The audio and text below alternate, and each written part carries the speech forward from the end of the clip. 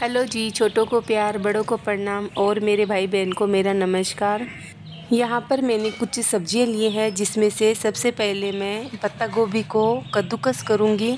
और मैंने जो जितनी भी सब्जियाँ ली है ना, उनको पहले अच्छे से धो लिया है 2-3 पानी से।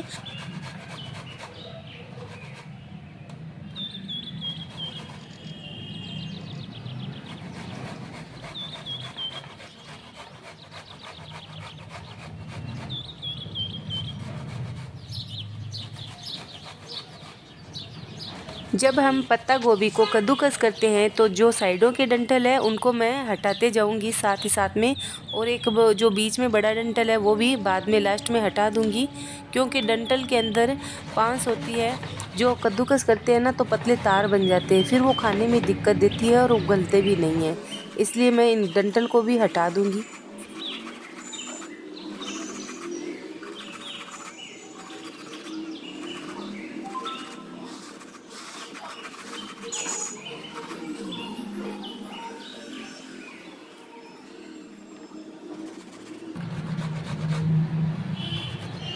अब लास्ट में कुछ इस तरह का डंठल बचा है, तो मैं इसको अब कद्दूकस नहीं करूँगी, इसको हटा दूँगी। अब एक गाजर लूँगी, इसको भी मैं इसी तरह से कद्दूकस करूँगी। जैसा कि मैंने पहले बताया था कि जितनी भी मैंने यहाँ पे सब्जियाँ ली है ना, उन सबको अच्छे से पहले धो लिया था, ठीक है।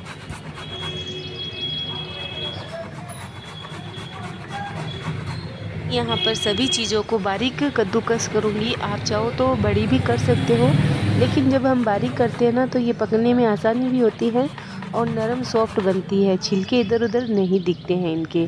तो आप देख सकते हो कुछ इस तरह से कद्दूकस हो रही है हमारी गाजर बारीक। एक यहाँ पर मैंने प्याज लिया है, इस प्याज को भी मैं कद्दूकस करूँगी। प्याज को जब हम कद्दूकस करते हैं तो थोड़ा सा केयरफुली करिएगा, क्योंकि प्याज के जो हम कद्दूकस करते हैं ना प्याज को, तो क्या होता है ना, इधर उधर ये फिसलता है थोड़ा सा, तो हाथों पर चोट लगने का भी चांस रहता है। आप चाहो तो इनको कद्दूकस आप चॉपर में भी कर सकते हो और मिक्सर में भी कर सकते हो। अब इन सबको मैंने अच्छे से कद्दूकस कर लिया है।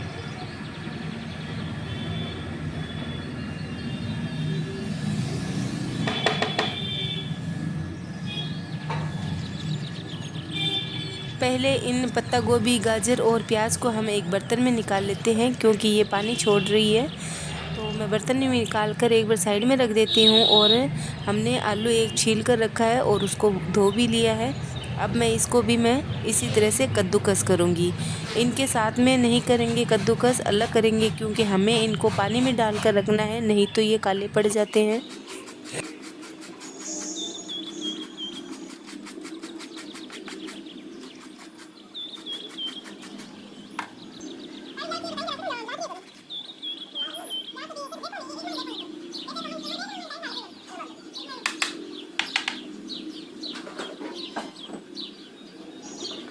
कद्दूकस आलू को मैंने पानी में डाल दिया है और अब इन दोनों में हम नमक डाल देंगे। नमक मैं इसलिए डाल रही हूँ आलूओं में ताकि ये काले नहीं पड़े। और पत्ता गोभी, गाजर और प्याज को हमने कद्दूकस किया, उसमें भी नमक डाल देंगे ताकि ये पानी छोड़ दे।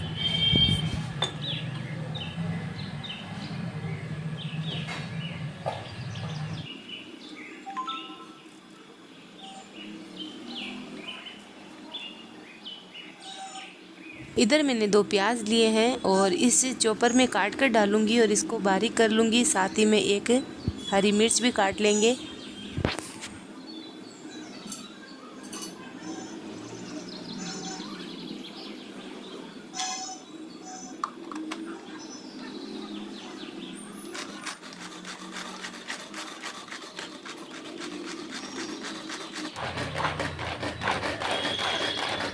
प्याज हमारे बारीक हो चुके हैं, इनको एक प्लेट में निकाल लेते हैं। और इसी चॉपर में मैं 2 टमाटर काट कर डाल दूंगी, इनको भी मैं कद्दूकस कर लूँगी।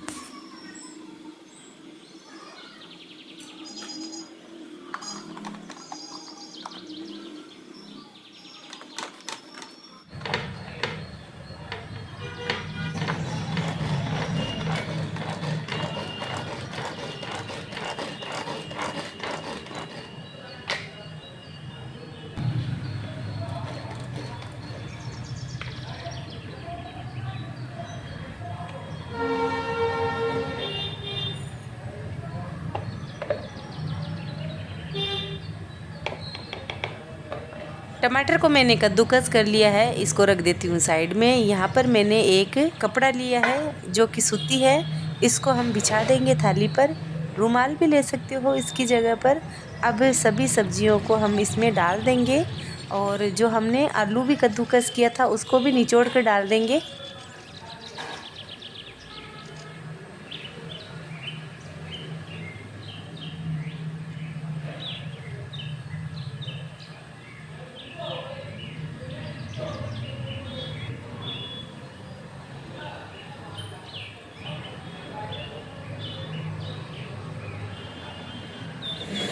कद्दूकस आलू किया हुआ बिल्कुल भी काला नहीं पड़ा है। अब इसको क्या करेंगे, मखमल के चारों तरफ से हम इकट्ठा करके इसका जो पानी है वो निचोड़ लेंगे।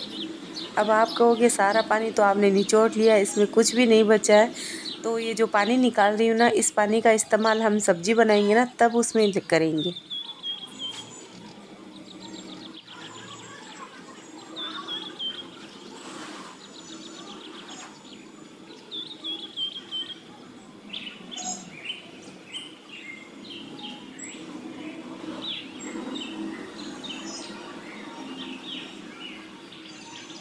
पानी अच्छे से मैंने निचोड़ लिया है। अब मैं इस बर्तन में डालकर साइड में रख देती हूँ और इसी थाली में इन सभी सब्जियों को निकाल लेते हैं।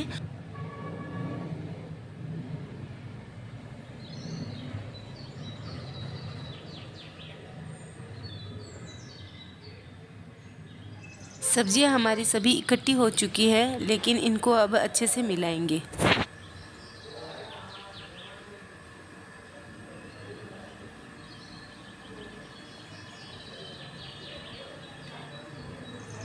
पत्ता गोभी, गाजर और प्याज, आलू सभी को अच्छे से मैंने मिला दिया है।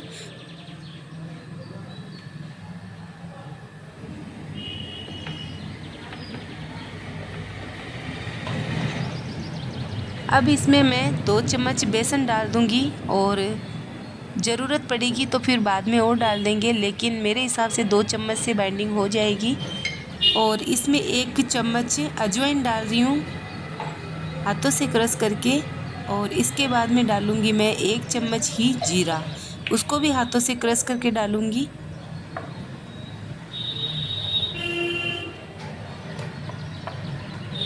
अब इसमें आधा चम्मच लाल मिर्च पाउडर डाल दूंगी, 2 पिंच जितना हल्दी पाउडर, नमक इसमें टेस्ट के अनुसार डालूंगी। साथ ही में इसमें डाल दूंगी मैं धनिया पाउडर। धनिया पाउडर साबुत ज़रूर डालिएगा, मेरे पास साबुत नहीं था तो मैंने ये पिसा हुआ ही डाल रही हूँ। और साथ में हरा धनिया है, इसको भी काट कर डाल देंगे।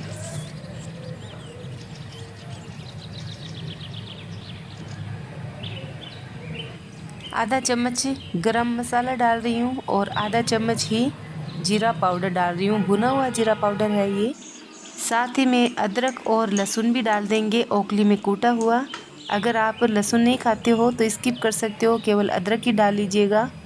अब इसमें मैं कद्दूकस करके पनीर डाल रही हूँ। मेरे पास पहले से पनीर था तो मैं डाल रही हूँ, आपके पास नहीं है तो स्किप भी कर सकते हो इस पनीर को। अब इन सब को मिलाने से पहले मैं कढ़ाई चढ़ा दूँगी गैस पर, ताकि हमारा जो तेल है वो गर्म हो जाए और जब हम कोफ्ते बनाएं तो तुरंत ही हम बनाने लग जाएं। चलिए अब इन सबको अच्छे से मिला लेते हैं। अगर इसमें बेसन की और ज़रूरत पड़ेगी तो डाल लेंगे। मुझे तो नहीं लगता है कि इसमें मुझे बेसन की ज़रूरत पड़ेगी, क्योंकि मैं अक्सर बनाती रहती हूँ तो मैं 2 ही चम्मच डालकर ही बनाती हूँ। इनको थोड़ा मिक्स करने में टाइम लग जाएगा हमें।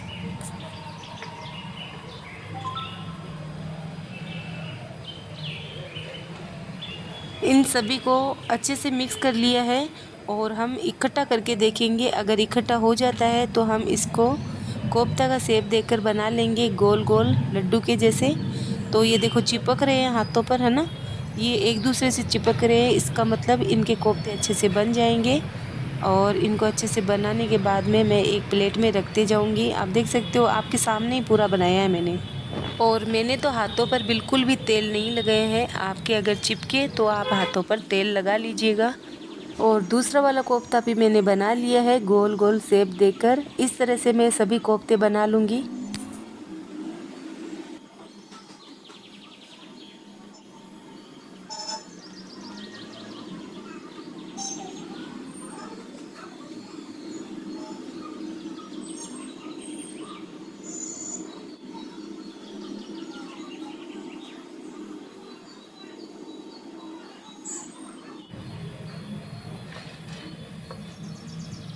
तो सभी कोफ्ते मैंने बनाकर रख दिए हैं प्लेट में। अब इसको हम तलेंगे। तो जो तेल है ना, थोड़ा सा ठंडा होना चाहिए, फुल गर्म नहीं होना चाहिए, क्योंकि ये अंदर तक पकनी चाहिए। अगर अंदर तक नहीं पकते हैं ना तो ये अंदर से कच्चे लगते हैं। तो एक एक करके सभी डाल दूंगी।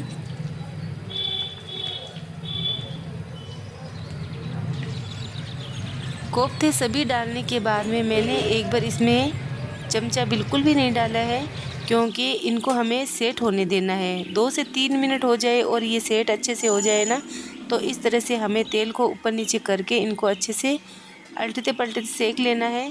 सेक लेने के बाद में हम इनको निकाल लेंगे। तो मैंने कभी धीमी आंच पहले थी ना, तो थोड़ी सी बीच में मैंने तेज़ आंच की है, उसके बाद में वापस से धीमी आंच कर दी है। अब इनको अच्छे से सेक लूँगी, उसके बाद में एक प्लेट में निकाल लूँगी। तो हमारे जो है कोफ्ते अच्छे से सिक चुके हैं। कलर बहुत ही सुनहरा आया है, अच्छा कलर आया है। अब इसको हम निकाल लेते हैं। इन कोफ्तों की सब्ज़ी तो बनती है, साथ साथ में आप मंचूरियन भी बना सकते हो इनसे।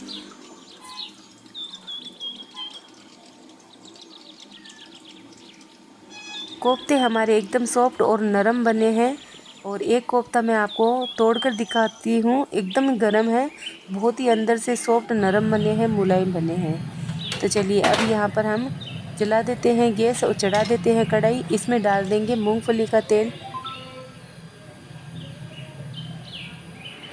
तेल अच्छे से गर्म हो जाए तो इसमें डाल देंगे कुछ खड़े मसाले, जिसमें से है तेज़ पत्ता, काली इलायची, 1 चम्मच जीरा, 4-5 काली मिर्च और 2-3 लौंग।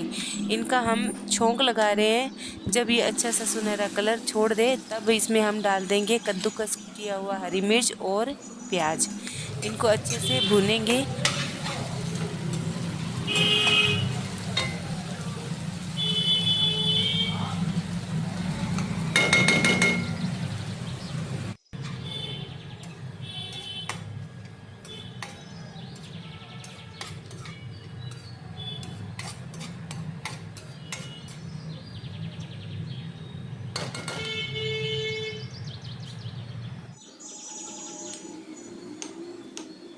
इधर मैंने 7 से 8 लहसुन की कलियाँ ली है, इनको कूट लूँगी।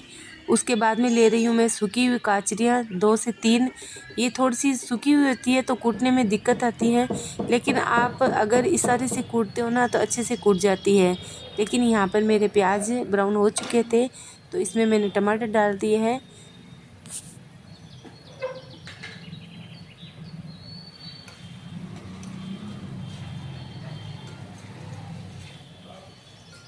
टमाटर को अच्छे से भून लिया है और इसका पानी भी लमसम सूख चुका है। तो इसमें डाल दूंगी मैं आधा चम्मच हल्दी पाउडर, 1 चम्मच लाल मिर्च पाउडर और आधा चम्मच डाल दूंगी धनिया पाउडर। साथ ही में टेस्ट के अनुसार नमक डाल देंगे और आधा चम्मच गरम मसाला पाउडर। और कचरी को मैंने जो बीच में छोड़ा था कूटने के लिए ओखली में, उसको वापस से मैं कूट कर डालूँगी इसमें। तो यहाँ पर मैंने लहसुन और कचरियाँ तो कूट लिए है। अब इसमें डाल रही हूँ अदरक का टुकड़ा। तो अदरक आप ज़्यादा खाते हो तो ज़्यादा डाल सकते हो, वरना तो इतनी सी ही में ही बहुत अच्छी खुशबू हो जाएगी। तो इन सबको अच्छे से मैं कूट लेती हूँ ओखली में। ओखली में कूटने के बाद में इसमें हम डाल देंगे ओखली में कूटा हुआ अदरक, लहसुन और काचरे को डाल दिया है। इसके बाद में हम मटर भी डाल देंगे। मटर डाल देने के बाद में अब बारी आती है लहसुन को अच्छे से भूनने की। जब तक आप लहसुन को अच्छे से भूनोगे नहीं ना तो सब्ज़ी का कोई टेस्ट नहीं आएगा। तो लहसुन को करीबन मैंने 3 से 4 मिनट अच्छे से भुना है।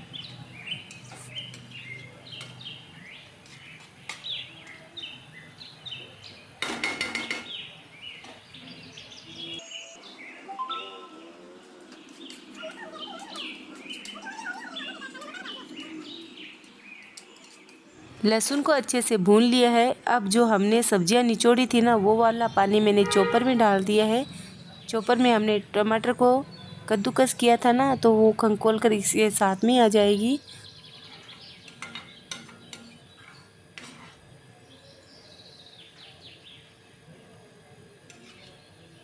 सभी चीज़ों को अच्छे से मिक्स कर लेने के बाद में इसमें डाल रही हूँ मैं आधा चम्मच जीरा पाउडर और अच्छे से मिक्स कर दिया है जीरा पाउडर को भी। उसके बाद में इसके ऊपर ढक्कन लगा कर रख रही हूँ 4 से 5 मिनट के लिए धीमी आंच पर, क्योंकि हमें इस मटर को अच्छे से पकाना है। और जब तक मटर पक रही है 4 से 5 मिनट के लिए, तब तक मैं यहाँ पर गेहूँ का आटा भी लगा रही हूँ।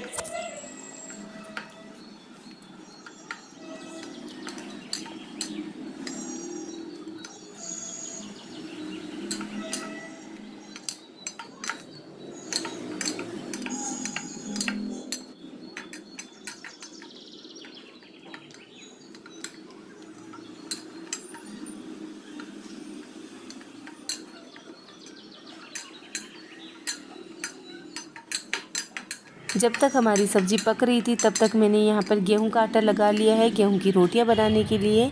इधर हमारी जो ग्रेवी है उसको भी चेक कर लेते हैं और इसमें मटर अच्छे से दिख रही है, पक चुकी है।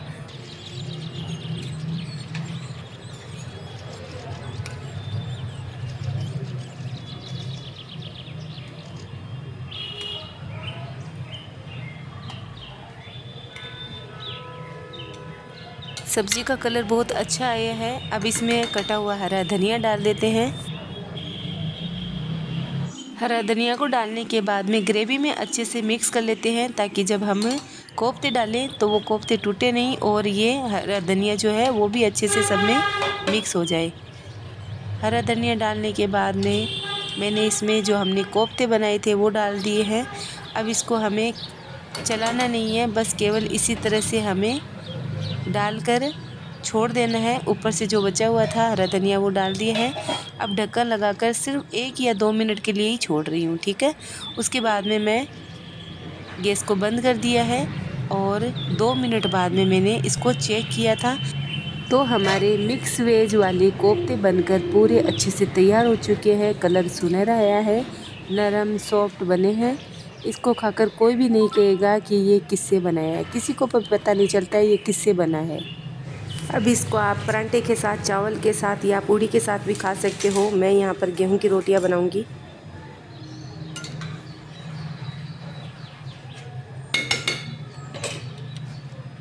चलिए, इस सब्ज़ी को गरम गरम खाने के लिए हम इसके ऊपर ढक्कन लगाकर नीचे उतार देते हैं। और यहाँ पर मैं बना रही हूँ गेहूं की रोटियाँ। अक्सर मेरे पास कमेंट आते हैं कि आप किस आटे की रोटियां बनाते हो। बस इतना ही कहूँगी, इसका कोई ब्रांड नहीं है। गेहूं लाते हैं, पिसवाते हैं, फिर रोटी बना लेते हैं, तो ब्रांड कोई नहीं है। पहले मैंने बोला था आपको कि हमारे जो गेहूं हैं वो गंगानगर के यूज़ करते हैं, और भी मैं आपको बता रही हूँ हमारे जो गेहूं हैं हम लोग गंगानगर के ही यूज़ करते हैं गेहूं, ठीक है। तो उसी की मैं आटे की रोटी बनाती हूँ। रोटी बनाने पर डिपेंड है, आटा लगाने पर डिपेंड है, न कि आटा कौन सा है।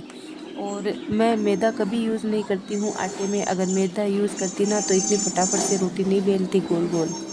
और मैदे की जो रोटी होती है ना, बनाने के बाद में कड़क हो जाती है, उसको आधे घंटे बाद में तो कोई खा भी नहीं सकता है। और हमारी जो गेहूं की रोटी है ना, इसको आप पूरे दिन में या दूसरे दिन में कभी भी खा लो, खा सकती हो। ये जो गेहूं की रोटी है ना, बिल्कुल भी चिड्डी नहीं होती है, मतलब चिड्डी मतलब कड़क नहीं होती है, नरम सॉफ्ट रहती है इसी तरह से।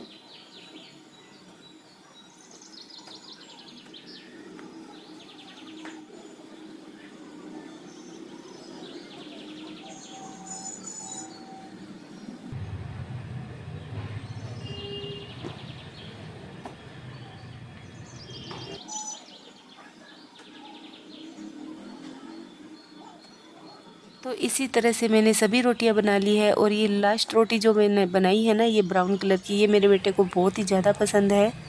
अभी यहाँ पर मैं थाली भी परोस देती हूँ।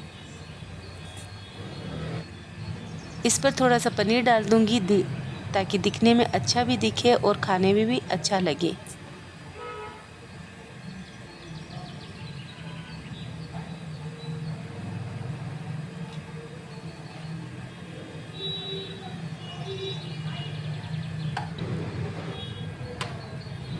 अगर आपको इस तरह की वेज कोफ्ता करी पसंद आए तो आप भी अपनी फैमिली के लिए बनाइएगा, खुद खाइएगा, उनको खिलाइएगा और एंजॉय कीजिएगा। मिलते हैं अगले वीडियो में।